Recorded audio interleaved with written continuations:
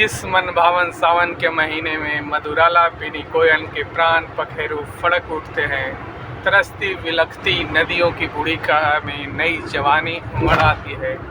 उसी सावन के महीने के बाद आने वाली भादो, कहते हैं कि सावन से भादो कभी कम नहीं होता। उस भादो के महीना में देखिए ये नदी जो जिसे कभी सारे नदियों को हम जानते हैं कि स्त्रीलिंग कहते हैं, और ये सोन नदी के ऊपर बना हुआ पुल है।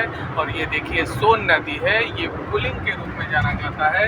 और इस नदी की आज ये स्थिति है जो कभी यहाँ से लेके बिहार के नाक कहे जाने वाली कम से कम 10 जिला का कृषि पैदावार इसी पे आधारित था। इस नदी से निकलने वाली बड़ी नहर जिसे सोन कैनाल भी कहते थे, उस पे निर्भर था।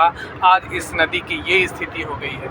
जी हाँ, इस नदी के ऊपर पुल बन गया है जिसे डिहरी ऑन सोन के नाम से जानते हैं। ये वो मार्ग है जो सर्वप्रथम सबसे बड़ा राष्ट्रीय मार्ग के रूप में बनवाया गया था शेरशाह सूरी के द्वारा, जो जिसे रोहतास गढ़ का किला भी के रूप में जानते हैं। बगल में देखिए अभी इस पे एक रेलवे लाइन भी बन गया है, वहाँ से ट्रेन अभी क्रॉस कर रही है।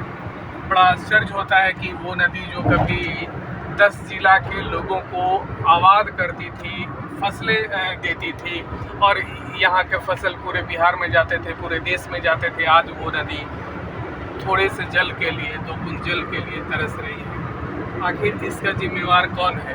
हमें सोचना होगा, हमें इस पे रिसर्च करना होगा कि नदियों की जब ये स्थिति हो जाएगी, आने वाला दिन कैसा होगा, और फिर हम कहाँ जाएंगे जब प्रकृति के साथ ऐसा दोहन होगा। तो धन्यवाद।